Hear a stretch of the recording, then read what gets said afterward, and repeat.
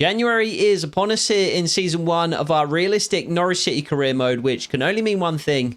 The transfer window is open. Unfortunately, with Grant Hanley joining Angus Gunn up in Scotland, joining his old teammates rivals in Glasgow, and Jack Stacey poised to leave the club shortly too, it looks as if this window is going to be more about departures than arrivals. With Callum Chambers out for 3 months with a torn groin, however, new manager Johannes Thorup couldn't just sit on his hands and watch a promotion push slip through his fingers. With barely 7 million to cover all expenses for the remainder of the season, Thorup's options weren't exactly bountiful, but despite being on the end of a 3-0 defeat earlier in the season, one competent yet budget-friendly option has managed to stand out. So with Shane Duffy taking a more prominent role once more, he'll be partnered for the remainder of the season by Wesley Hoyt. A seasoned veteran of both the Premier League and the Championship, Hoyt doesn't exactly bring the youth and potential that we are still looking to infuse into the club, but he does bring reliability, composure, and a wealth of experience. 3 things that will be vital if we're to hold on to the automatic promotion place that we finally managed to edge into. Plus, at 29 years of age, like Callum Chambers, Hoyt will be a player that can continue to play a role for another season or two beyond this one, whether we end up getting promoted or not. With Jack Stacey's departure also expected to be imminent, Thorup also needed to find some depth at right back, but with so little money left in the budget, he couldn't really afford to turn to the transfer market again. Instead, 17-year-old Bobby Parker has earned a call-up from the youth academy alongside the 16-year-old Dane Oliver Lawson. Hoyt won't be fit for our first game of the episode against Sheffield Wednesday, but Lawson finds a place on the bench, and both Parker and Lawson are likely to start in our featured game of the episode against Peterborough in the FA Cup. We'll also be hosting West Brom at Carrow Road and visiting Turf Moor to face Burnley in today's episode, and you'll see highlights of those games, whilst our matches against Preston, Swansea and first Sheffield Wednesday will be simmed. So with Wesley Hoyt not quite match ready, Jose Cordoba gets the nod alongside Shane Duffy for our first game. Other than that, it is our strongest 11, with Kenny McLean taking the captain's armband for the remainder of the season. We saw some narrow last-minute victories in the last episode, and we're seeing one again here today. Sheffield Wednesday opened the score in about 25 minutes into the game, but Johnny Rowe equalised fairly shortly after. Hendrick missed a penalty just before half-time, before Marius Wolf put us ahead in the game for the first time. It was then Sheffield Wednesday's turn to equalise, but Borja Sainz in the 89th minute took a leaf out of Adam Ida's book and gave us the victory just short of the final whistle. So with no league games to play for about 10 days, it's really important that we do head into the layoff with 3 points to show for it. And with Leeds losing 2-0 to Watford, we've actually managed to narrow the gap on the league leaders to 7 points. But we need to forget about the league for now and focus instead on Peterborough and the third round of the FA Cup. We were knocked out of the Carabao Cup in the first round, and we do have a long layoff ahead of our next league game. So Johannes Thorup has gone with a fairly aggressive starting 11. Jason Steele starts in goal, Harry Toffolo and Shane Duffy start at the back, but Wesley Hoyt and Bobby Parker will be making their debuts alongside them. Kenny McLean again captains the side alongside Marcelino Nunez and Tiano Ballo in midfield. But it's another debut for Oliver Lawson on the right-hand side today. Borja Sainz will play opposite him. Both will play behind Josh Sargent. So without further ado, let's head over to Carrow Road and see if we can do a better job of establishing a cup run the second time of asking.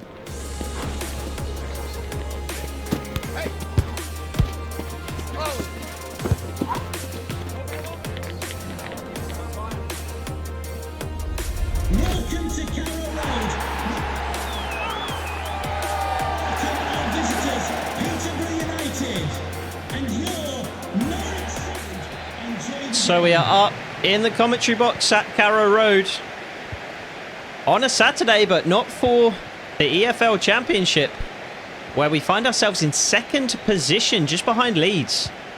Instead, for our first FA Cup game of the season, and that's a good challenge already by Bobby Parker. The two youngsters linking up down this right-hand side. It's a fairly risky approach from Johannes Thorup to play the two youth academy products on the same side of the field. But he has faith in his youngsters. I'm very interested to see how the youngsters perform today. I have very high hopes for Oliver Lawson at the very least. Bobby Parker is a bit more of an emergency promotion to the first team. I think if Jack Stacey didn't force his way out of the club, we wouldn't be seeing Bobby Parker in a yellow and green kit right now. But Jack Stacey did force his way out, unhappy with the lack of game time that he was getting after the addition of Marius Wolf.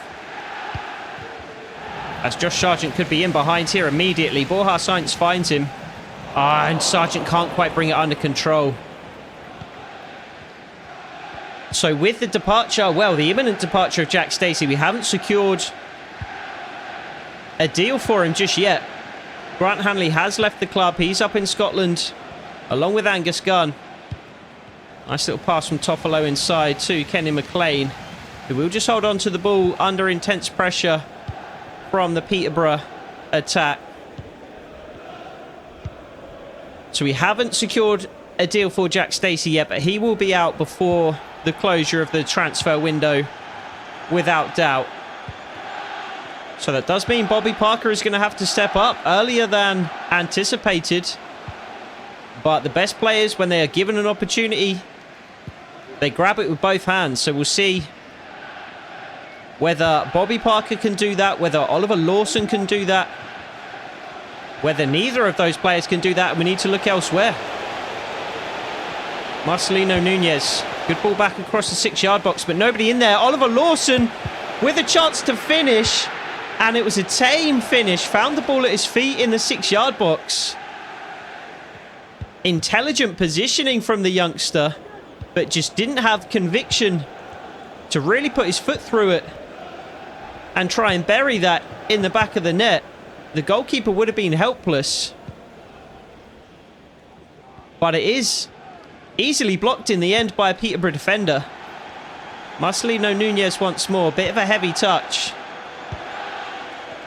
We do, of course, have Wesley Hoyt making his debut today as well.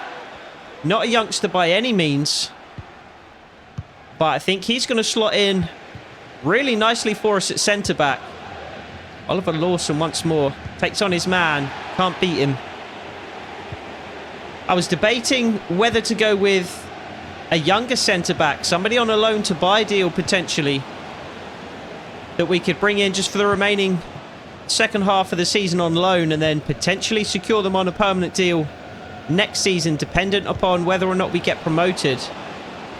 And I was looking at a handful of players that might fit that criteria, but I couldn't really find anybody who ticked all of the boxes, so to speak. Oliver Lawson steals the ball away. Not the paciest at the moment, but does have decent enough feet. Again, can't beat his man. You can tell Lawson is still just a little bit raw. He doesn't quite... His body is still young. It doesn't quite have the explosiveness that it will in maybe 2 or 3 years' time. As Bobby Parker is beaten. Not great defending from the youngster. That is great defending from Wesley Hoyt, though. That's exactly the kind of experienced, composed defending that we brought him in for. Tiano Ballo.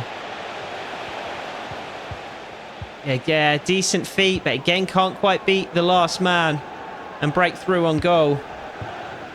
And Peterborough could be in behind. Decent tracking back from Bobby Parker, and that's better defending. That's much better defending.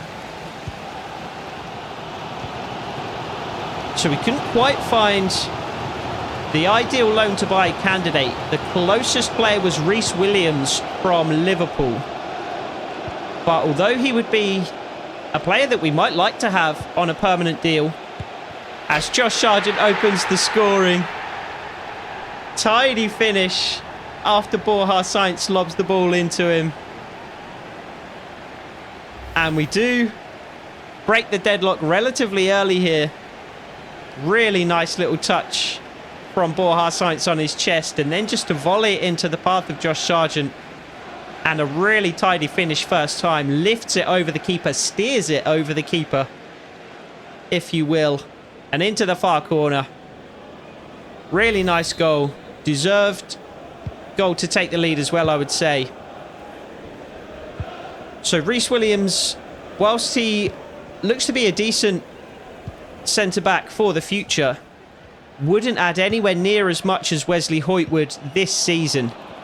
And we are, after all, looking not only to get promoted, but potentially to hold on to this automatic promotion place. So I think we need a player who can make a difference this season. And I don't think we're going to get a player on a loan to buy deal that can make a real instant impact for us. I did also debate bringing Reece Williams in as Lawson delivers the free kick. Josh Sargent in the box can't quite win the header. I did debate bringing Reece Williams in as well as Wesley Hoyt. But we do, of course, have Jonathan Tompkinson as Lawson delivers. Too close to the goalkeeper, though. We do have Jonathan Tompkinson. We do have Duffy, who's going to be our other primary starter. We do also have Jose Cordoba. Beyond that, we have Jacob Sorensen, who can fill in as something of an emergency option at centre-back as well.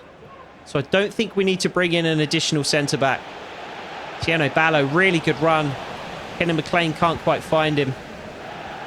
Bobby Parker's tucking in very narrow. He did come to us from the youth academy as a centre-back. So unsurprising that he is tucking in. He's kind of drifting towards a more familiar position. But at the next level, he is absolutely going to be... What a ball that is, Kenny McLean. Josh Sargent takes it in stride. Just has to hit across the keeper. The angle narrowed too much. And the Peterborough defender managed to get back into a good defensive position. If Bobby Parker's going to succeed at the next level, it is going to be as a right back. He is not big enough to succeed in the Championship at centre back. Not even close. Lawson just tries to lay it in front of Ballo, but it's a loose, sloppy pass. Really poor. What an intervention that is from Shane Duffy, though. Bobby Parker, I would say, has looked pretty solid through the first half an hour of his Norwich City career. Oliver Lawson slightly less so. Haven't been too impressed by what I've seen of him so far. Of course, it is a big step up in competition for both players. And it undoubtedly will take them some time to grow and find their feet at a higher level. Borja Sainz strikes from range. It's a good strike as well. On target, sneaking into that bottom corner. What an impressive season he's had, by the way, Borja Sainz. Even though Josh Sargent has 14 goals in the Championship and 1 here in the FA Cup, I would argue maybe Borja Sainz has been our player of the season so far. Kenny McLean gets it out of his feet, delivers. Oliver Lawson wins the header, finds Tiano Ballo. Oh my God, that deserved a goal. That deserved a goal. What a touch from Tiano Ballo just to set it. And the finesse shot curling towards that far corner. Goalkeeper absolutely helpless. And it just comes back off the inside of the post. That deserved a goal. We should be 2-0 up.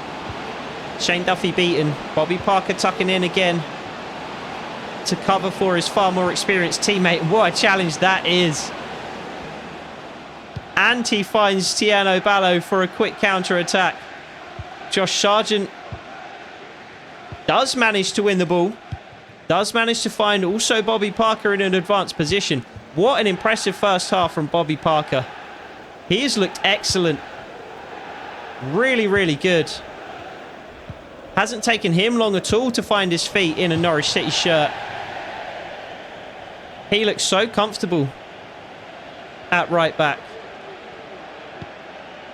Oliver Lawson cuts inside whilst Bobby Parker overlaps. Nice little twist and turn from Oliver Lawson, though. Beats the second man, can't quite beat the third. Bobby Parker presses high, can't force an error from the Peterborough defence, though. With about 5 minutes left to go in the first half, we do just still have a relatively tentative 1-goal lead. We've been in control in this game, without doubt. Nice play from Oliver Lawson. Josh Sargent in the box, takes it down with 1 foot, strikes across goal with the other. Really good save from Steer. Really, really solid hand to parry that away. Josh Sargent is just too much. for a team like Peterborough. They just cannot handle him, and understandably so. He's playing at a Premier League level at the moment. There's been arguments, debates about whether Josh Sargent is a Premier League level striker. And I think he is. I think he's good enough to play in the Premier League. He obviously wouldn't be a top striker in the Premier League by any means. But I think he is, you know, he's a bottom half of the table Premier League level striker, in my opinion. He's got better every single season he's been at Norwich. I understood the arguments when he first arrived from Wolfsburg.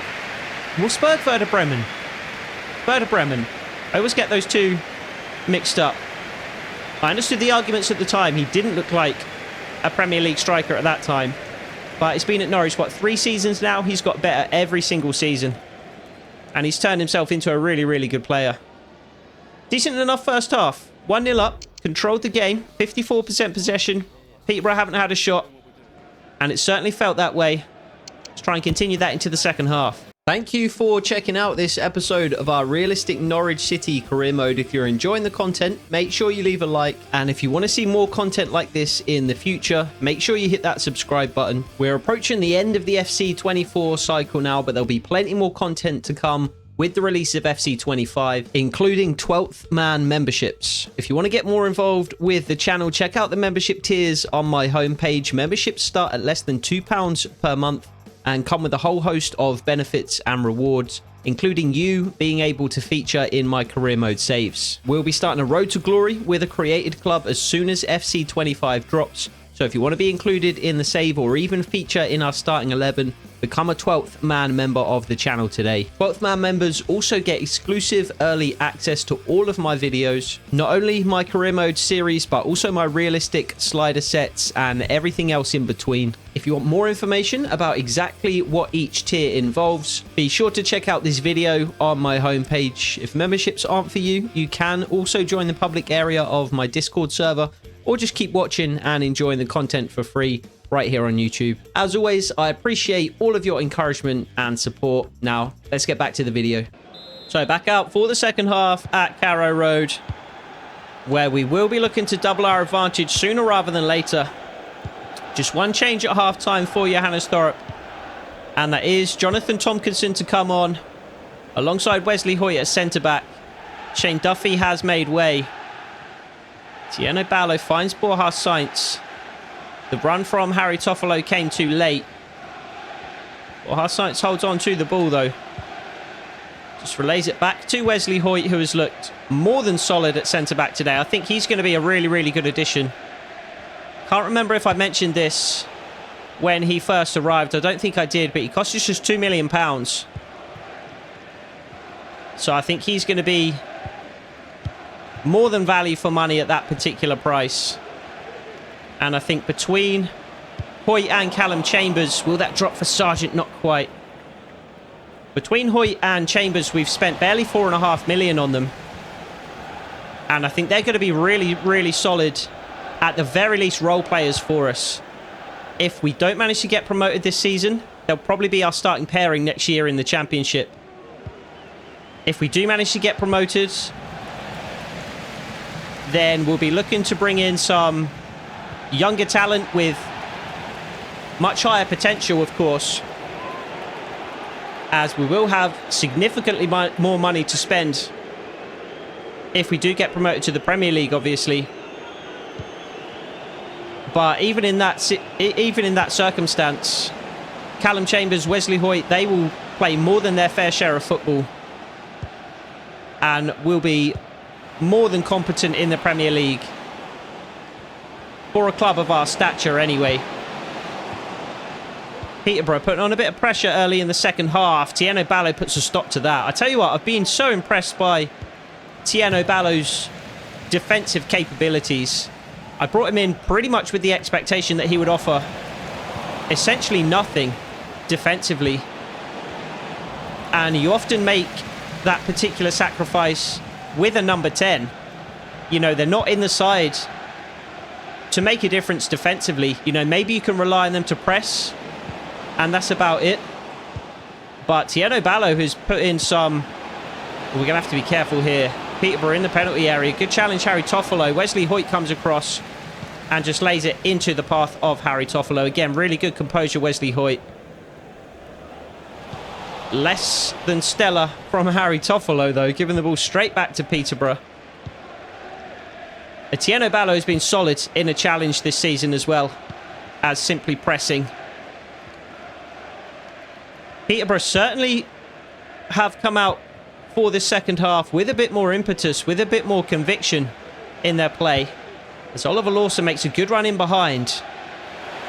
It's going to be a first-time cross. Looking for Josh Sargent. Just blocked by the Peterborough defender. And out for a Norwich City corner, which Marcelino Nunez will take. Approaching the hour mark here at Carrow Road. And this would be an ideal time to double our lead.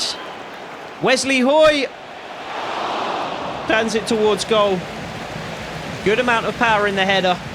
Unfortunately, straight at the Peterborough goalkeeper. Comfortable save.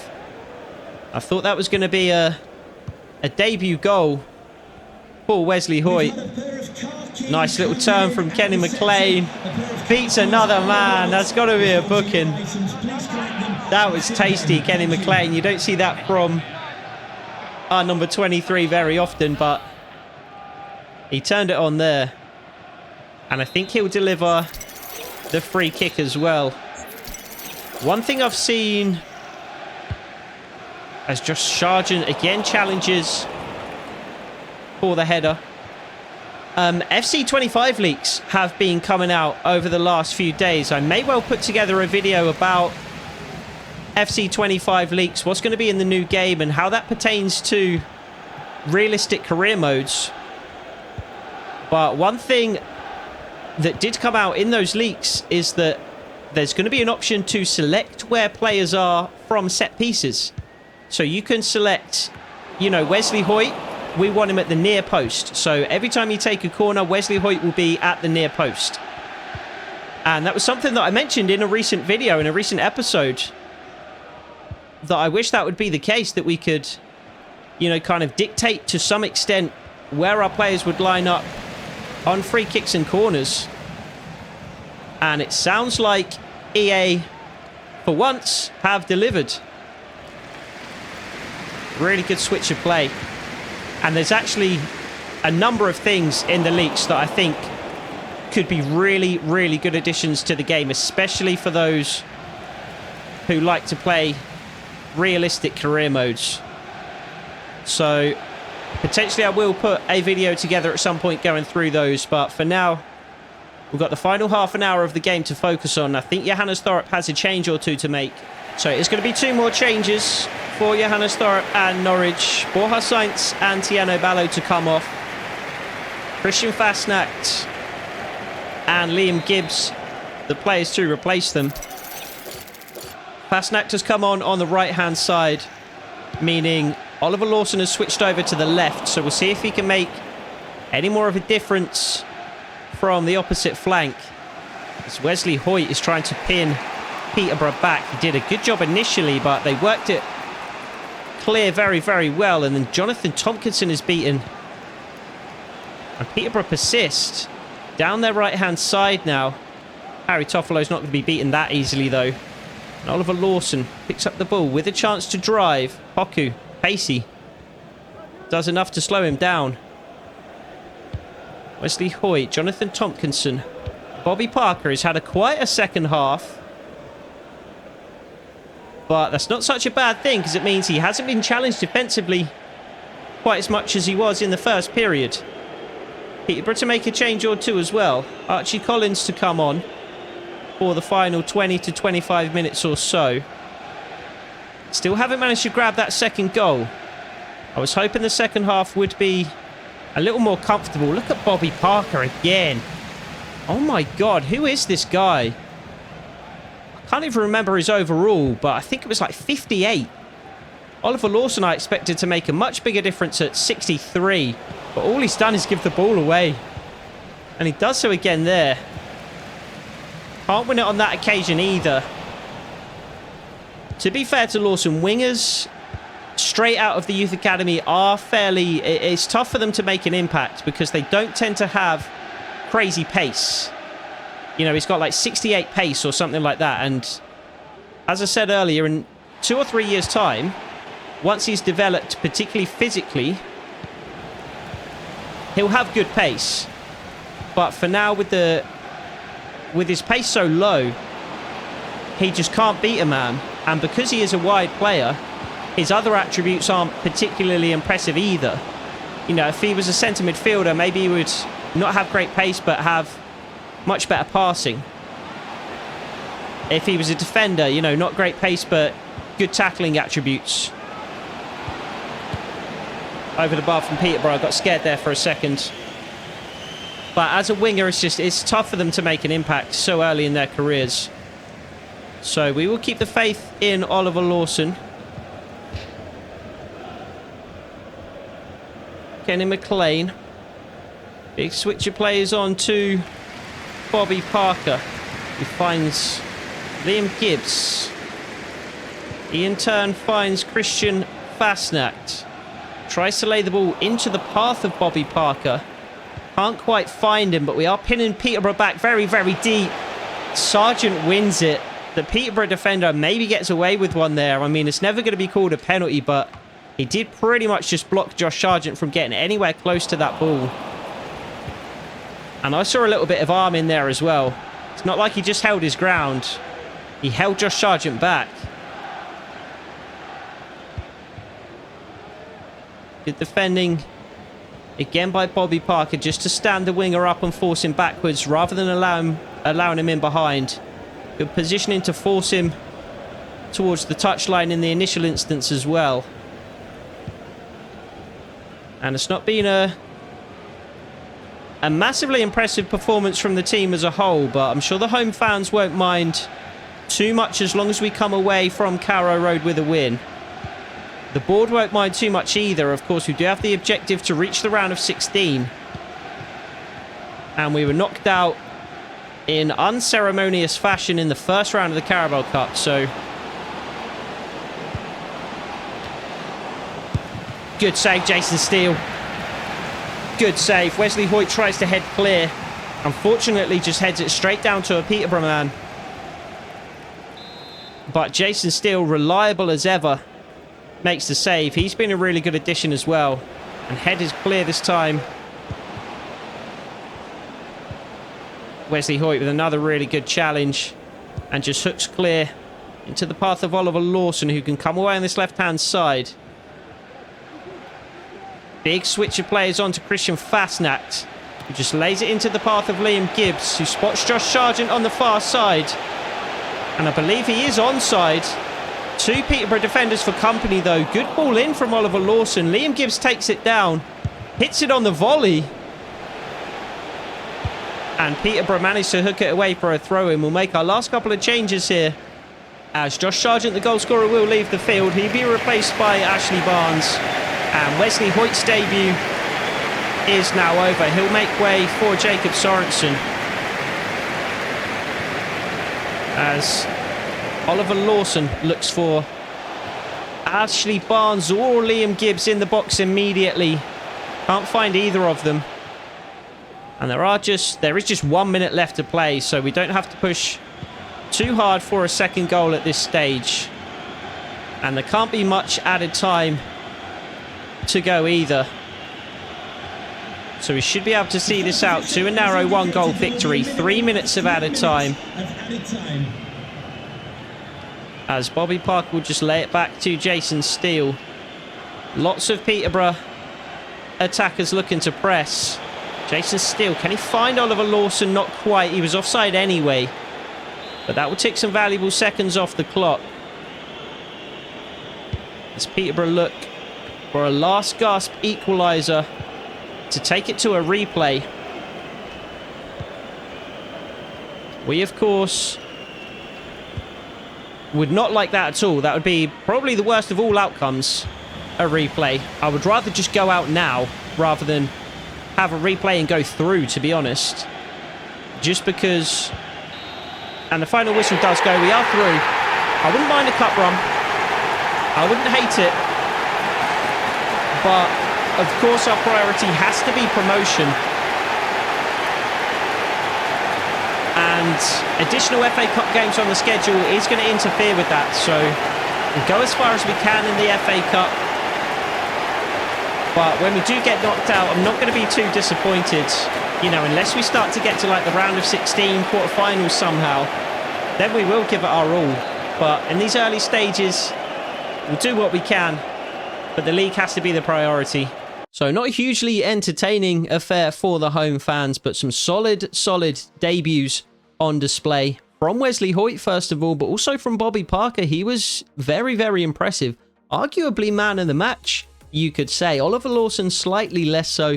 But as we said, it is going to take some time for him to settle in, to find his feet as a true professional. Lawson and Parker weren't the only youth prospects we promoted either. We did also call Ethan Nelson and Anthony Smith up to the first team, each of whom have gone out on loan. So as we return to league action, we have 4 additional games to get to. The first of which is against Preston, who are struggling this season down in 15th position. And we are at Carrow Road, so this really should be another 3 points on the board. And we do manage to get the business done. Borja Sainz opening the scoring in the 9th minute.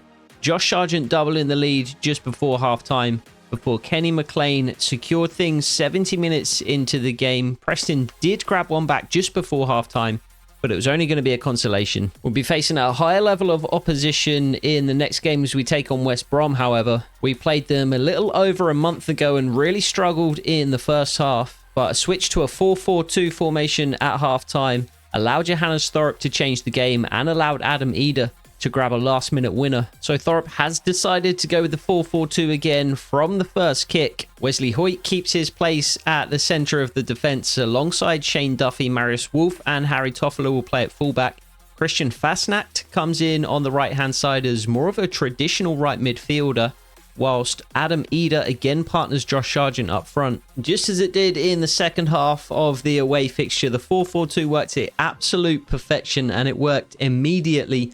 Borja Sainz finding Josh Sargent just 3 minutes into the game, and he opened the score in making it 1-0. Sargent doubled his and our tally for the game, and Borja Sainz grabbed a second assist as well, finding again Josh Sargent in the box off that left-hand side. A first-time finish tucked neatly into the far corner, made it 2-0. And really, we were the only team that ever looked like scoring. West Brom had very few opportunities, whereas we were creating chances from all kinds of areas of the field. Liam Gibbs this time striking from range into the second half. Borja Sainz with a couple of assists to his name also got on the score sheet as well. He was cutting in off the left-hand side, but like Liam Gibbs, just couldn't quite wrap his foot around it enough to find that far corner. We thought we had a third goal about 10 minutes from time. Josh Sargent this time turn and provider, finding the substitute Ashley Barnes on a nice little run in behind the West Brom defence.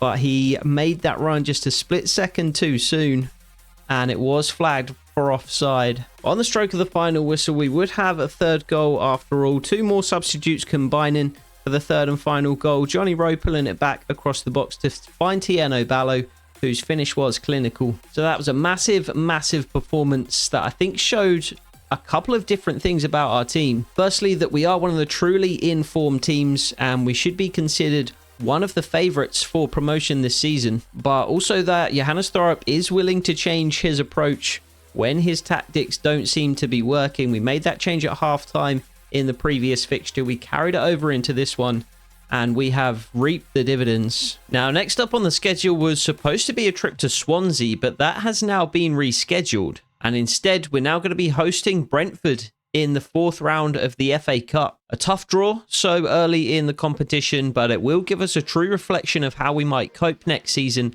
if we do manage to get promoted to the Premier League. I had originally planned to sim the game against Swansea, but this game and the game against Burnley are both too important, so I will play them both and show you the highlights. Johannes Thorup has deliberated long and hard about how to line up against Brentford, but ultimately he has decided to try and take the game to them. Whereas Brentford themselves have lost Ivan Toney to Wolfsburg, so Angel Correa will start up front for them today. And Brentford looked really good from the outset and were causing us issues from minute 1. Brighton and Burmo almost took the lead for Brentford just 10 minutes into the game, but Jason Steele pulled off an incredible fingertip save. It was a tightly fought encounter too, the tackles absolutely flying in. This one from Sergio Reguilon earned him a yellow card. Josh De Silva too found himself in the book for this dangerous challenge on Tieno Ballo. And about half an hour into the game, Josh Sargent took a heavy challenge of his own, and unfortunately he was forced off injured. Adam Eder came on to replace him. And although Johnny Rowe came closest to scoring in the first half, bursting down the right hand side and put the ball narrowly past